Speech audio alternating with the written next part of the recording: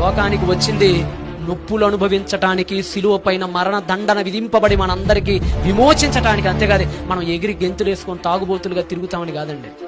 మొన్న క్రిస్మస్ అడవుడు ఎక్కువ కదా, మా దగ్గర స్టార్లు తెగ లేపుతారు. ఇక్కడ ఎట్లుందో కల్చర్ నాకు తెలియదులే కానీ మా వైపు లేపుతారండి. వీధికి 10 స్టార్లు ఉంటాయి. మొన్న ఒకటి ఇట్టానే వస్తున్న కారు మీద అయ్యగారు వచ్చి ప్రార్థన చేశాడు, స్టార్ అలా లేపుతున్నారు పైకి. అయ్యగారు అలా ప్రార్థన చేసి వెళ్ళిపోగానే ఆయన పెట్టిన పాట ఏంటో తెలుసా, దంచవే మేనత్త కూతురా అని. మరి దరిద్రుడు అనుకున్నాను. క్రిస్మస్ రోజు మహాదారుణం అండి. ఆ రోజు వినకూడని పాటలండి. ఆ రోజు అసలు దేవుడు అండి మిగతా రోజుల్లోనైనా కాస్త కళ్ళు తిరుగుతాడేమో, ఆ రోజు అయితే ఆయన 24 గంటలు కళ్ళు మూసుకొని ఉంటాడేమో అనిపించింది నాకు. అంత దరిద్రం జరిగింది ఆ రోజు. అసలు పరమ దరిద్రం అండి. ఎందుకంటే వాక్యానుసారంగా పండగ చేసేవాళ్ళు ఎవరైనా ఉన్నారా? స్కిట్లు, నేను చెప్పిన స్కిట్లు ఒకళ్ళు, కొంతమంది పిల్లలకు కూడా అసభ్యకరమైనటువంటి భంగిమలతో డాన్స్ వేపిటాలు.